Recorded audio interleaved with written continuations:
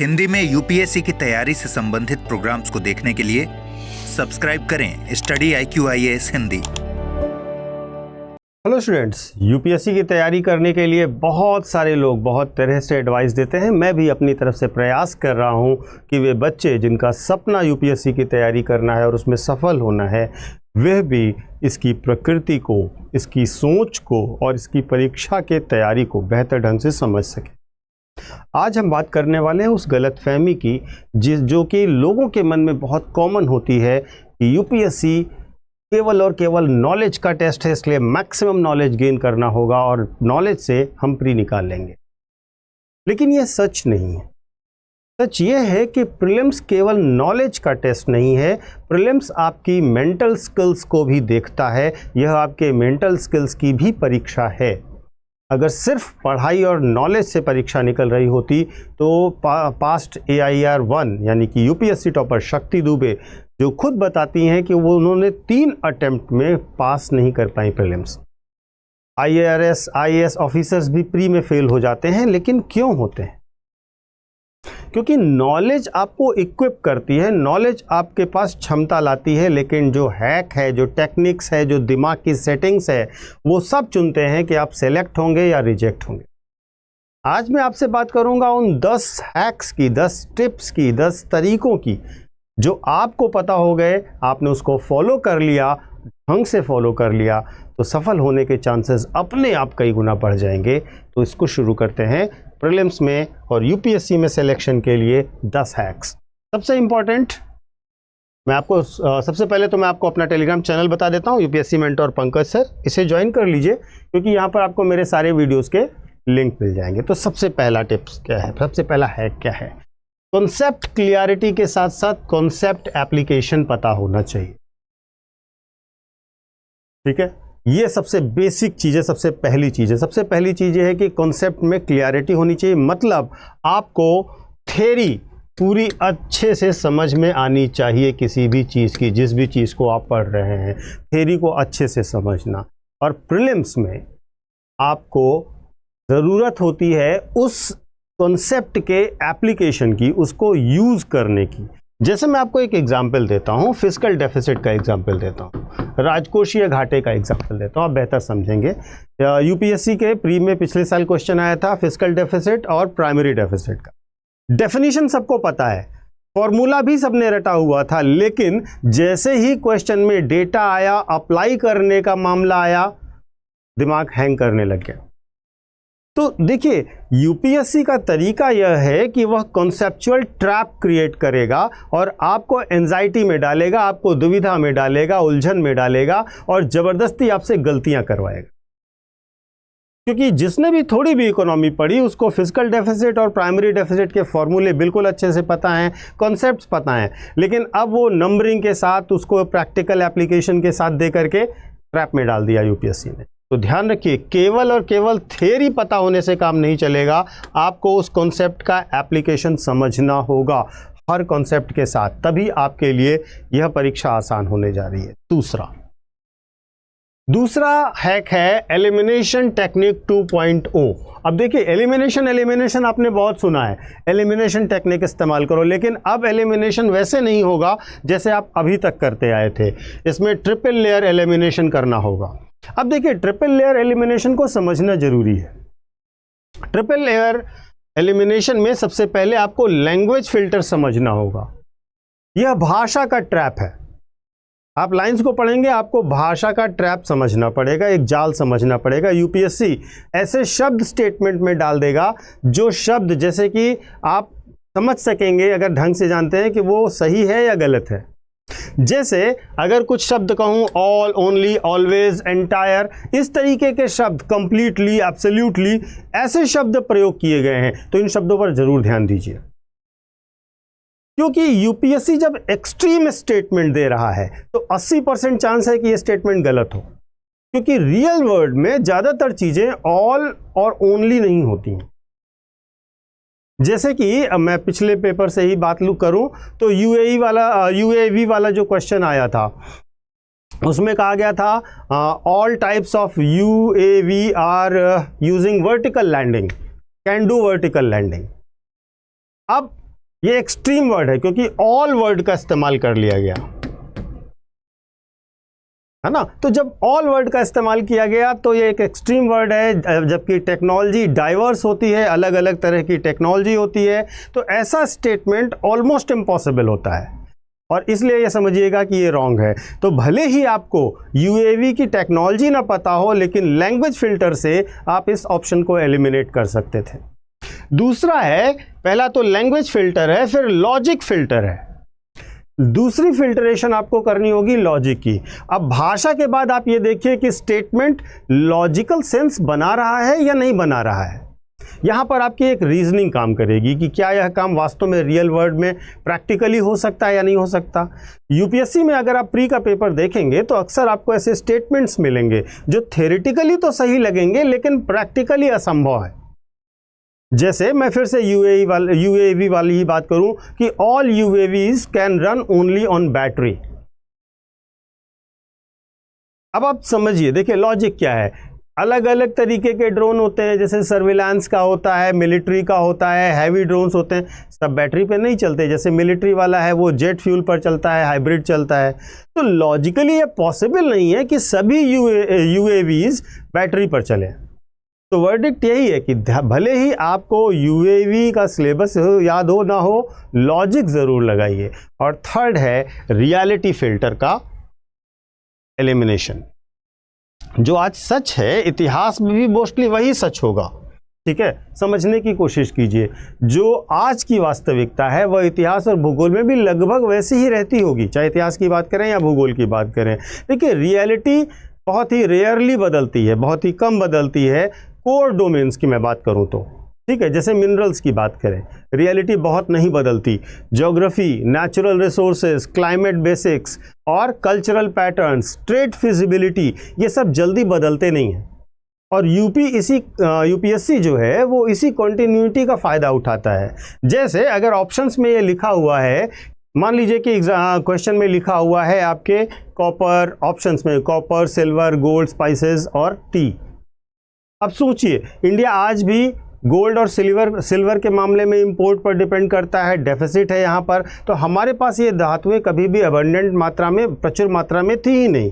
तो 18वीं शताब्दी में कैसे हम इन मेटल्स को एक्सपोर्ट कर सकते हैं? प्रैक्टिकली ये पॉसिबल नहीं है। तो प्रेजेंट रियलिटी कहीं ना कहीं पास्ट रियलिटी से जुड़ती है। आपको मिनरल ज्योग्राफी चेंज होने में वक्त देना पड़ता है और ये आसानी से नहीं होता क्योंकि मिनरल रिसोर्सेज उतनी तेज़ी से नहीं बदलते। तो सिंपल लॉजिक ये है कि आपको ऑप्शंस को देखते समय ये ध्यान देना पड़ेगा कि पास्ट और प्रेजेंट कहीं ना कहीं कनेक्टेड होते हैं। स्पेशली अगर हम बात करें मिनरल्स के बारे में, ज्योग्राफी के बारे में, नेचुरल रिसोर्सेज के बारे में, या फिर जो ट्रेड पैटर्न्स हैं, ट्रेड की फिजिबिलिटी है, उनके बारे में। इसके बाद तीसरा हैक है जहां पर इंटरडिसिप्लिनरी थिंकिंग करनी होती है और मल्टी डोमेन मैपिंग करनी होती है। देखिए इन चीज़ों को आप नोट ज़रूर कर लीजिएगा, ये बहुत महत्वपूर्ण है। अगर आपको इसको 2-3 बार आपने ढंग से समझ लिया और प्रैक्टिस में ले आए तो आपके लिए बहुत हेल्पफुल होगा। आज अगर हम देखें तो यूपीएससी सवाल कैसे पूछ रहा है, और जो सवाल वो पूछ रहा है क्या वो एक बुक में मिल रहा है? नहीं। तो जैसे अगर हम बात करें तो ईस्ट इंडिया कंपनी के एक्सपोर्ट की बात करें, अगर हम ईस्ट इंडिया कंपनी के एक्सपोर्ट की बात करते हैं तो देखिए इस पर जब प्रश्न बनता है तो हिस्ट्री, ज्योग्राफी और इकोनॉमिक्स 3 चीज़ों को कवर करते हुए बनेगा। इसी प्रकार से अगर आप रामसर साइट्स की बात करें,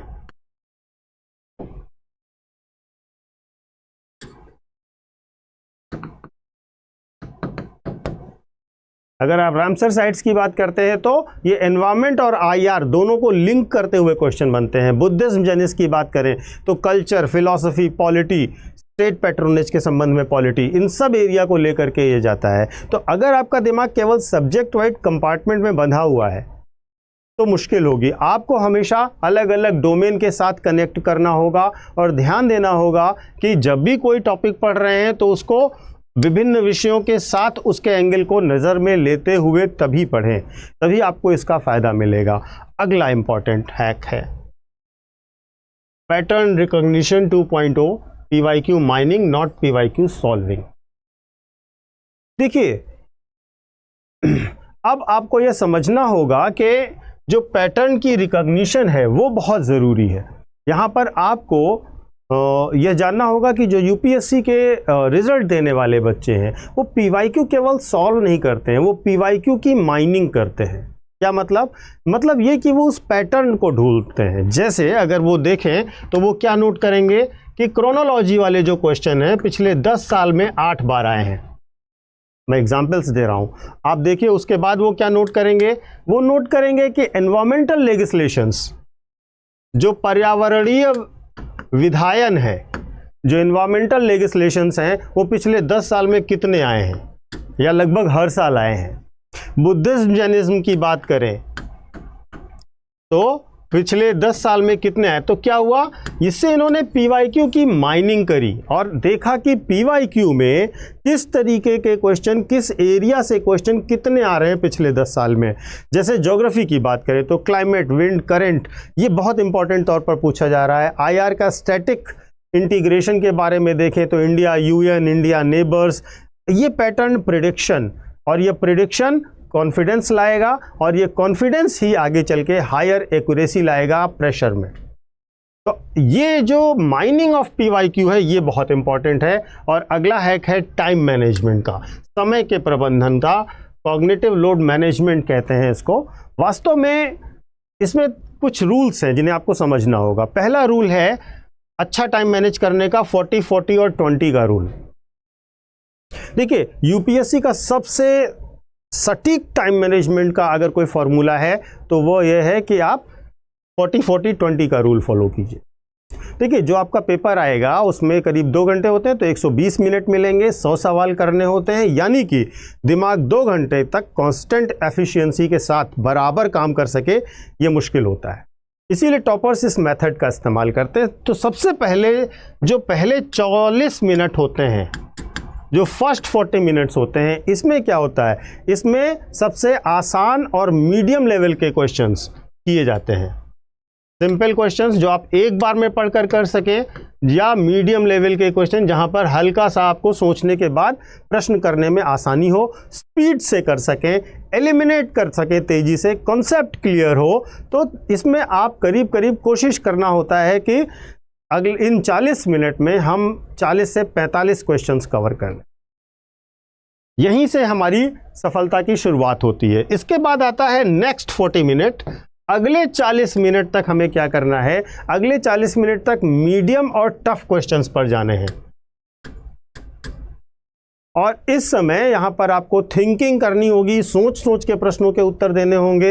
अब तक आप स्टेबल भी हो चुके हैं, दिमाग भी बिल्कुल तेज चल रहा है, बढ़िया चल रहा है, सवालों को सोच सकते हैं, अच्छी कैलकुलेशंस कर सकते हैं।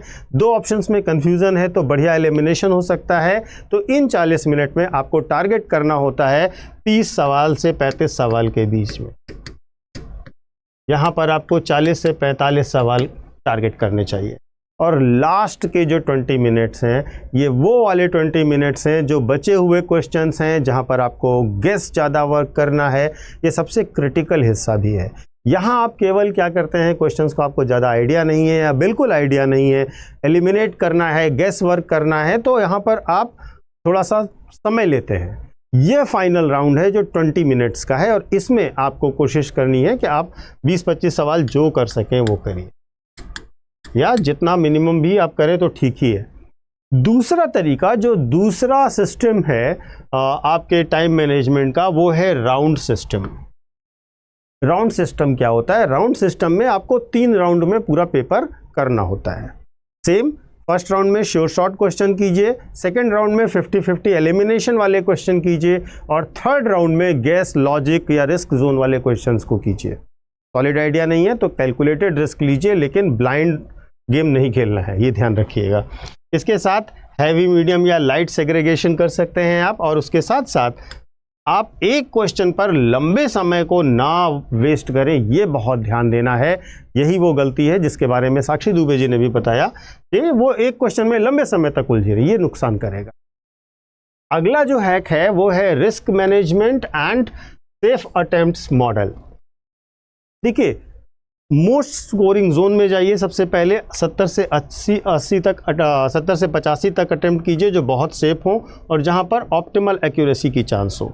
अगर हम सेफ मार्किंग रूल की बात करें, जहां पर 2 ऑप्शंस एलिमिनेट हो गए हैं वहां पर ऑलवेज मार्क कर लीजिए। अगर एक एलिमिनेट हुआ है तो सोचिए, और अगर फंस रहा है तभी उस पर फिर जाइए, और जहां पर 0 एलिमिनेट हो रहा है उसको पूरी तरीके से आप अवॉइड करिए। एक स्वीट स्पॉट थ्योरी भी होती है जिसके अंतर्गत एस्पिरेंट्स का एक अटेम्प्ट स्वीट स्पॉट की तरह होता है, उसी तक आपको मारना है, ज़्यादा नहीं और कम भी नहीं। मतलब जहाँ तक आपको लगता है कि इतने के बाद अपना निकल जाएगा वहीं तक करिए, बहुत ज़्यादा करने की ज़रूरत नहीं है, बहुत कम करने की ज़रूरत नहीं है।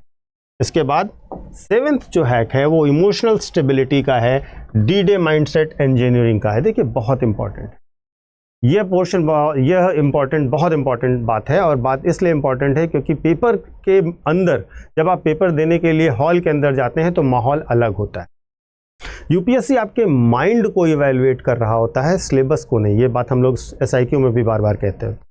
एग्जाम हॉल में आपकी हार्ट रेट, आपकी breathing, reaction to the first tough question, आपकी सेल्फ टॉक, ये सब मायने रखती हैं और ये सारे फैक्टर आपकी एक्यूरेसी पर रिफ्लेक्ट भी होते हैं, दिखाई भी देते हैं।